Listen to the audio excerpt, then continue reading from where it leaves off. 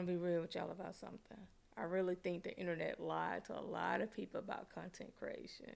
And I'm not saying like people intentionally lie, but I think social media sold people the highlight reel of being a creator without really showing the full reality of it. Because when you scroll online, right, content creation looks exciting.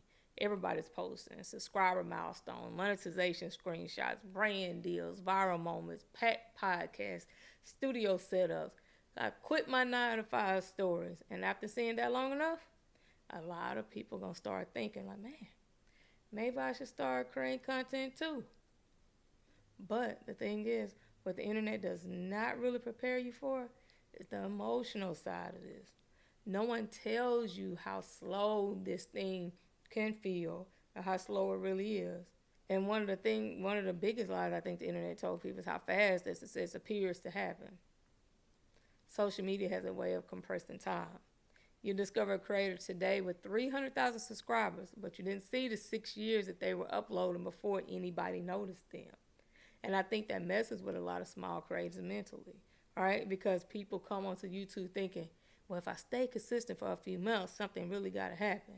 And the reality is, you upload consistency. You upload consistently, you improve, you put real effort into videos, and nothing changes for a while. And then that silence, hey, that mess can really mess with your head if you allow it to, if you're not careful. Because the internet made content creation look easier than what it really is. And I think social media oversimplified this whole thing. People online just say stuff like, just start, just be consistent. Anybody can do it. And technically, yeah, anybody can upload. But mentally sustaining content creation, that's a whole different conversation because nobody talks enough about the discouragement. They don't talk enough about inconsistency or creative doubt or comparing yourself, which is I think is easy to do, or the losing motivation or feeling invisible online. I just did a video about that. That's the stuff creators quietly deal with. And I think people start getting compare or mixing up being discouraged versus being lazy, and that's not the same thing. And honestly, I think a lot of they're not lazy. They are just discouraged, and that's different. They start excited, they start motivated, they start inspired.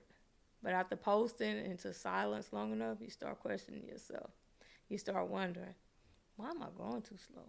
Am I wasting my time? Am I actually good at this? Why does everybody seem to be growing faster, you know?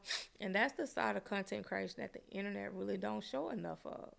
Because comparison is ruining creators mentally. And that's what happened to me my first go round. And I think that it damages a lot of creators, you know? Because social media like constantly put people in front of you who appear more successful than you. And if you're not grounded mentally, you'll start feeling behind all the time. You can hit 100 subscribers, and instead of being proud, you're looking at someone hitting 100,000.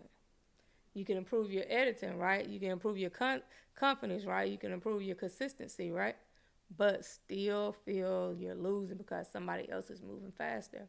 And that is dangerous. And I also think that the internet made virality seem normal. Like everybody's supposed to blow up overnight. But honestly, most creators will probably never go viral. You know, hey, and that's all right too. You know, because most creators, we're going to grow slow. And I think people need to hear that more. All right, because slow growth does not mean failure. All right, a lot of people love the idea of content creation. We're going to be real. I think a lot of people love the idea of being a creator more than actually love creating.